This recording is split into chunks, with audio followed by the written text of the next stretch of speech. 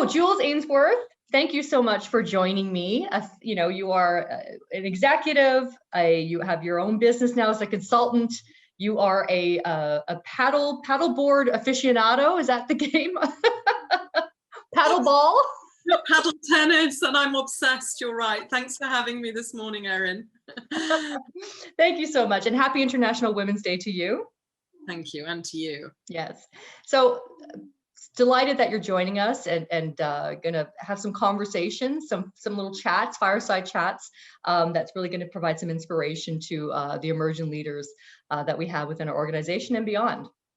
And I wanted to start off with, something we've been talking before, and last time we had our conversation, I was thinking about something. We were talking about the challenges, and I remembered as a child, so one of my fondest memories as a kid was I grew up in an apartment building.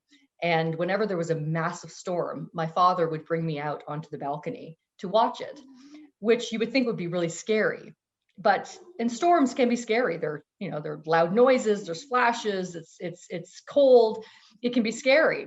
But when I was put in that situation, I couldn't help but admire the beauty and find the positive in the storm. It really is a beautiful thing to watch at the same time. So it kind of made me reminiscent of our conversation of, in the midst of challenge, trying to find the positivity is a choice, right? I could have hid under my covers as a child, but instead I, followed my father onto the balcony and watched it and was able to see the beauty in it as well. So, talk to me about this past year and the storm the whole globe has been under, and the choice we have to make to try and find the positivity. It's funny you should use that as an example, because I grew up in tropical West Africa, and we've always been fans of storms. And my mother has a saying that's stuck up on the wall at her house, and it says on it, life is not about how you weather the storm, it's learning how to dance in the rain. Yeah, I love that. And it's so true, isn't it? Because this last year or so, we've definitely had to learn how to dance in the rain, and find the positivity in life. I'm a positive person. I always have been. And when the pandemic really started to hit home last year for us, it was March the 20th that we started our first lockdown here in Chicago. Yeah. And my daughter was a senior in high school, my son a sophomore, and homeschooling began, and of course it was excitement for them to begin with. Yay, no school. Well, no, not really no school, just different school. Just different schooling. Different schooling. And I think the thing was that, we were a couple of weeks into this, we were stuck at home, everybody was getting on everybody's nerves, the internet was going down frequently. And my daughter, as a senior, when she got the news, prom was cancelled, soccer season was cancelled, everything really just kind of crashed in. And in a slight, fit of bad temper, I said to her one day, look, we didn't expect 100-year plague to ruin your senior year of high school, but it did. So just suck it up. And she stood there and looked at me and went, really? Really? In hindsight, I look at that moment and, I kind of choke up a little bit as I think about it now, because it was something really important to her. And I was tough on her. But the reality of the situation is none of us chose this. No. And we have to find different ways to embrace what we have, and we have to adapt, and we have to, succeed in spite of the challenges in front of us. So to compensate for that, we created prom here at home on the deck with the neighbours on both sides. Yeah. We sat out on the deck with balloons, and we made her put on her prom dress, and we took the pictures. Yeah. We did soccer celebrations and things as a family. And I think it's really important that you embrace what you have. Yeah. Right. It's okay to feel sad and to feel some self-pity, but not for very long. You've got to then get over it, and you've got to move on. Yeah. You've got to pick something that really brings you joy, so that you can see the positivity in what you have. Yeah, it is a choice. It is, you're right. And if you look at people in, the workforce or folks, women who are, looking ahead in their career, and they may have been told, given some tough level, like, suck it up. And, at first you hear that, you're like, okay, really? But then when you think about it and you turn that into, well, yeah, maybe I need to look at this differently and realize I have choices in front of me. They're not the choices I thought I was going to have. They're just different choices. So which one am I going to pick that's going to benefit me, and make me feel more fulfilled, puts me on a different journey, but a journey that's still going to somehow get me to where I want to be. It's just going to look a little different along the way. So you're right. It really is a choice when you're in these situations as to, okay, now what? Yeah, and I think it's important that you find ways to be positive for yourself, and then bring the sunshine into the room. Yeah. Right? Because if you're not feeling good about yourself and the choices you have around you, then it's very difficult to project that onto other people. Yeah. And it's easy to hit a downward spiral, but that's a choice. Be sad, stop, move on. Yeah. And be Yeah. positive. This Absolutely. isn't going to last forever.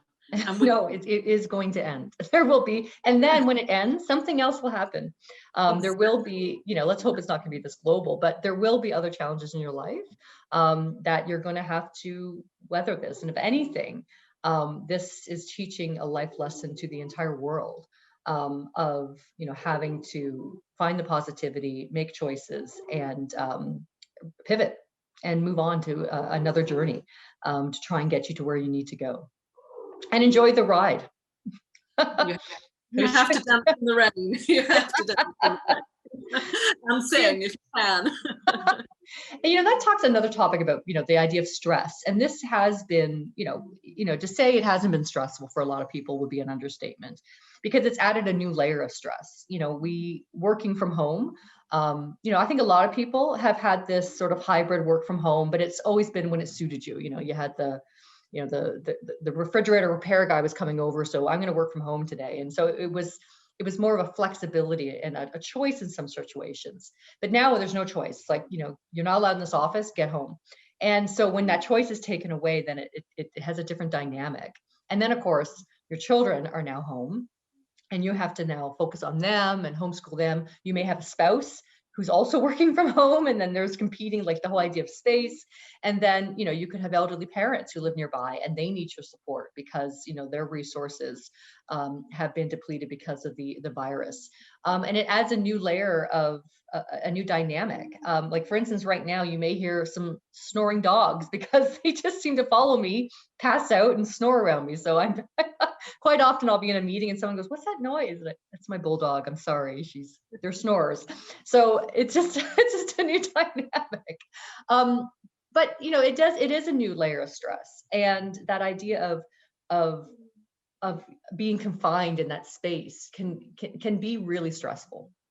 How have you managed that? Like, how have you been able to deal with that new added stress that you perhaps haven't been encountered before? And how did you manage that? Well, I love the fact that your bulldog snores, because I've got a kitten trying to get into my office. I was on a Zoom call last summer, and I had the window behind me open, and the cat jumped in the window with a bird in its mouth, and I was speaking during it was when I was speaking. I think the kind of 12 people on the Zoom call all collapsed into laughter, and I was like, well, this is the new normal. I'm sorry. I think you talk about challenge and you talk about stress. Look, with every challenge comes opportunity. Yeah. Let's not dismiss the fact that we all have different levels of stress in our lives. Before the pandemic, it wasn't just the pandemic that created that for us, and everybody has different levels of tolerance and different things that they're dealing with. I think we definitely live in an unusual time, and whether you have children or not, there are different challenges. But certainly, if you have school age or young children, my heart goes out to you, because I'm the respect I have for you for being able to manage the homeschooling and those challenges. That's an incredible achievement. I have friends who've actually given up their jobs because they said, I just can't do everything right now. And I think it's really important that we acknowledge, as as working parents, that none of us are perfect. We're going to get things wrong, and all we can do is do our best in the circumstances with what we have. Looking for opportunities when we face challenges like this. I've had the challenge. My parents are in Europe and I haven't seen them now for a year, which is a long time for us. However, I have succeeded in teaching them how to use FaceTime and Zoom. That's a major milestone. So what a great opportunity to change the way we communicate. I think the other thing for all of us is, if we don't have the commute or we are at home, I think we have to look at different ways of looking after ourselves. Because if you don't look after yourself, and this only really struck me in the last year, when things started to change, if you don't look after yourself, how can you possibly expect to be the best you can be for the other people that need you? Whether it's your spouse, your children, your friends, your parents, your siblings. So it wasn't a conscious decision for me when lockdown started last March, but I did decide, in order to look after myself and to get some space from my family, I started walking every day. And my goal was 20,000 steps or more. A day? And for the first, a day. And for the first, the first couple of weeks, I was a whining, moaning human being because I ached so badly. But I changed the way I ate, because I felt initially I was running an on-demand cafeteria for the family. I was trying to work as well. So I changed the way we all approached eating and food and who was cooking and who was doing what. And I'm looking forward to March 20th this year for my weigh-in, but I think I'm so far down about 32 pounds in the last year. And that was a decision I made to look after myself. And I think it's important we find ways to put ourselves first sometimes, because it's very easy to look after others and forget about yourself. And I think that kind of goes with, and this is a great lesson learned for a lot of people right now, is, being able to say no, and or giving up on one thing doesn't mean you failed. You mentioned some friends who've just said, look, I can't work and homeschool my kids. I just can't do it. They're way too young. And I'm just going to have to step away from work. Some people can't financially do that, but there's other things they can walk away from, saying, you know what, I can't do this anymore. I'm going to have to say no to that for now. It doesn't mean I failed. It just means I've had to pivot, and I have to look after number one, because when I'm at my best, I'm the best for everyone else. And sometimes that means I have to say no. So it's really, and also take time for myself and be a little selfish. It's not, it's, spending time and saying, I'm going to go for a walk. None of you follow me. It's okay. I've done that myself. Or I'm going to go for a walk. Well, I'll come with you. No, please don't. I'd rather be alone with my music and just, think and have some alone time. And for you, that probably has, been, healthy for you in a physical manner, but mentally, it probably has been equally beneficial for you. Oh, absolutely. And, the Chicago winters are brutal, and I'm still out there when it's, 3 degrees Fahrenheit. Good for you. Just wrap up and go. And that's the thing. You don't have to, it's not about a spa day, or, spending a lot of money. It's a walk. You went for a walk.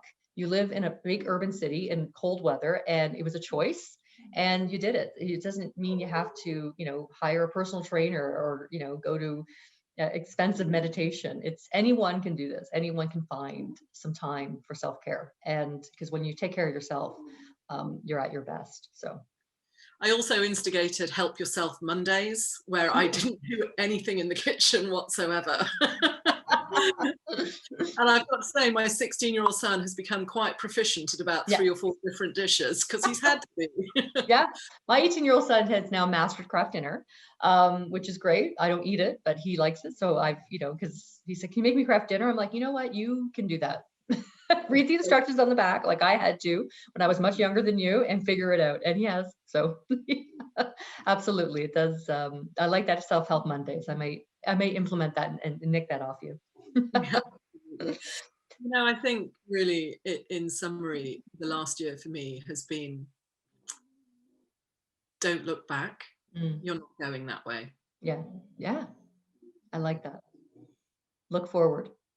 Well, Jules, what I can say to you is, not maybe looking back, but for all the women who are coming after you, thank you.